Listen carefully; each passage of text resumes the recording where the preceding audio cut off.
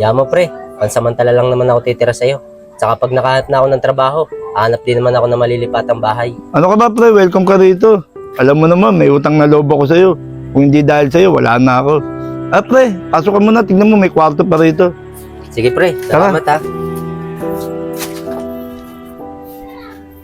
Mga anak, si Kuya Randy nga pala, kaibigan ko. Pansamantala, dito ko muna siya patitirahin sa bahay natin.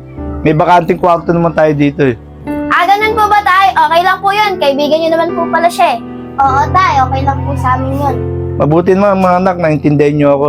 Sige na anak, mag-asikaso na kayo ng pagkain para makakain na tayo. Opo tay. Tara, parin Randy, pumuna tayo.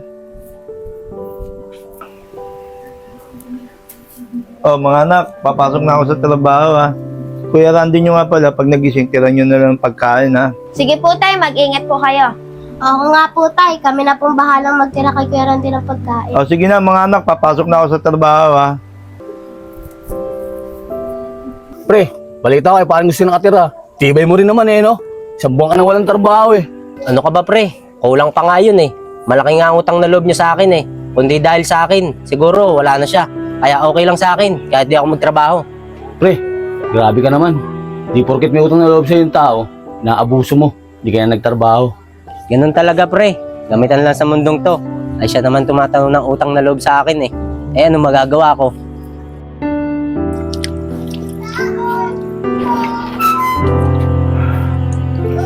Pagod.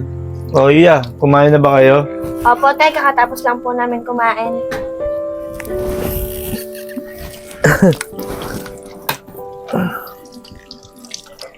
Iya, asan si Kuya Randy mo? Bakit wala rito? Ate, si Kuya Randy po ba? Kanina po pagtapos namin kumain, umalis po kagad siya. Siguro po makikipag-inuman na naman yun. Tay, bakit ganun? Ang tagal na po nakatira dito nun ah. Bakit parang di naman siya naghahanap ng trabaho?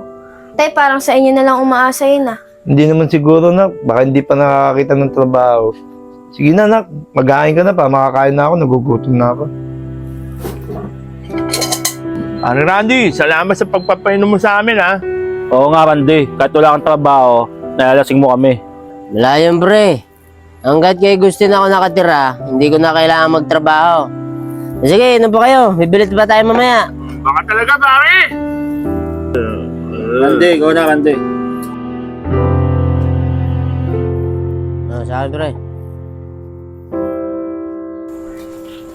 Uy pre, tsaka pala, ako si Randy na. Mukhang lasing na. Painom-inom lang ah. Di ba walang trabaho yun?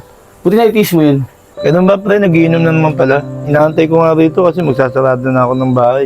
Natutulog na yung mga bata. Kaso naiya naman ako pagsabihan. Bakit naman pre? Alos ang tagal na sa'yo nakatira nun ah. Alos ikaw na nagpapakain sa kanya, tapos painom-inom lang siya. Wala pre. Malaki kasi yung utang na loob ko sa kanya. Kung di dahil sa kanya, siguro wala na ako. Oo pre, hindi masamang tumanong ng utang na loob.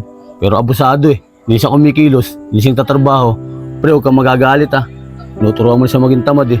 Siguro man sa pagtira niyo matagal dyan, nakabayad ka ng utang na loob. Oo nga pre, tama yung sinasabi mo. Siguro pre, kakusapin ko na lang siya ng maayos. Para kung umalis siya rito sa bahay, wala kami samaan ng loob. Oo pre, kausapin mo. Paano yan? Alis na ako. Sige pre.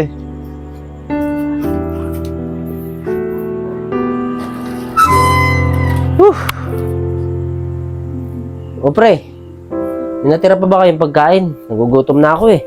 Pre, meron pa natin ng pagkain yan. Pre, saglit lang. Baka pwede kitang makausap.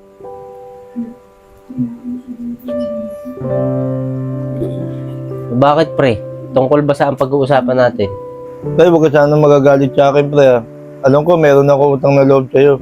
Pero, pre, hindi na mahabang buhay, tanawin ko sa'yo ng utang na loob sa'yo. Saka, pre, parang ginagawa na kitang tamad. Sana, pre, sa pag-alis mo rito, pre, wala tayo samaan ng loob, ha.